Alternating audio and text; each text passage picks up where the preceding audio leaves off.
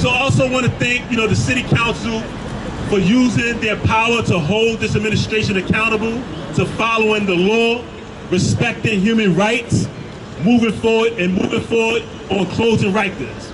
And today, the council will force the administration to answer for the unacceptable delays they've introduced in opening therapeutic housing units in 3 New York City hospitals to provide better care for people in DOT custody. So getting the best care for people with the most serious medical needs should be a priority for everyone. So what is Mayor Adams waiting for? What is Mayor Adams waiting for? Is there any number of deaths that will make him take an action? So far, 28 people's lives have been lost in the Department of Correctional Custody. And that's one far too many. Far too many. So we here today to raise some noise that it should be no more delays, right? That's right. Delays.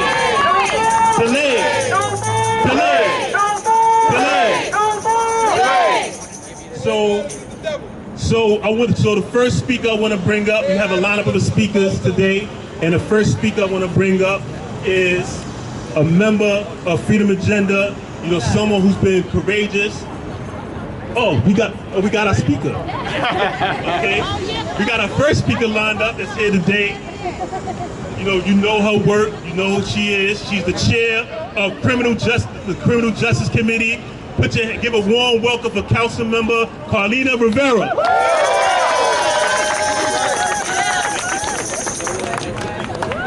I know everyone thinks we're going to be late. As elected officials, we strive to be better, personally and professionally. And let me just tell everyone here, I respect your time and your dedication and your energy so much. And I just want to say that because of the people behind me, they're not all here, but because of the people behind me, this is the reason that we have seen any reform in Rikers Island. That's right! People here come up to this podium, to the stand in front of City Hall, sharing their stories, people with lived experiences, justice impacted, families of loved ones incarcerated, detained, and also the families of those who have passed away. That's right. Can you imagine changing, constantly channeling that pain and turning it into passion for other people to not go through what you've experienced? It is amazing, and I'm always grateful and humbled to be in this position. So we are here to once again call to account this administration.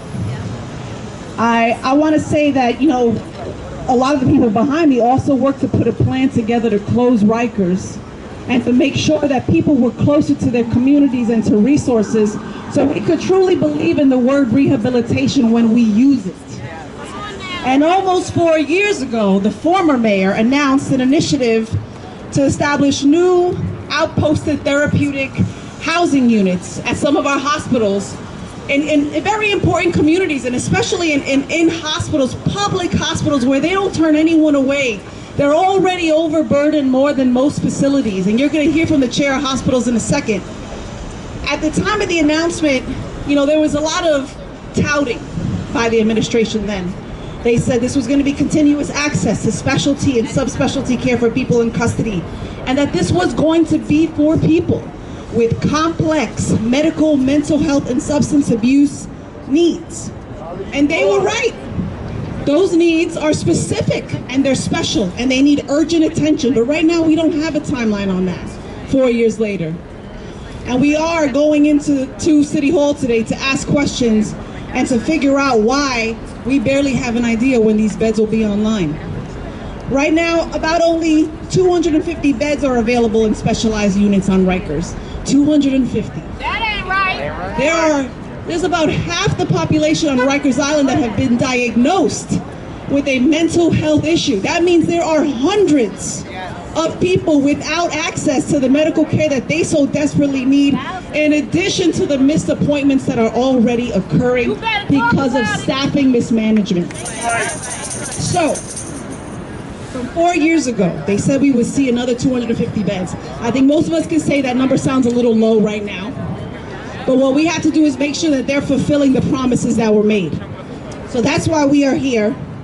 We want to ensure that not only will there be beds, there will be escorts, there will be enough people, medical professionals, trained experts to ensure that people get the services and the programming that they need. So we're trying to learn more about the progress at these sites, get updated dates for when the administration anticipates each will be operational, because this is a humanitarian crisis. It is in our jails, it is on our streets, and no one should go into Rikers where the majority of people are just awaiting their court date and not get the medication that they need, not get the services they need, and then sent back into the community to be arrested again, where we know disproportionately these are black, brown, poor, immigrant people. So we have to step up as a city, and we're going to go into City Hall and get that work done with the help of the people and the advocates behind it. Thank you.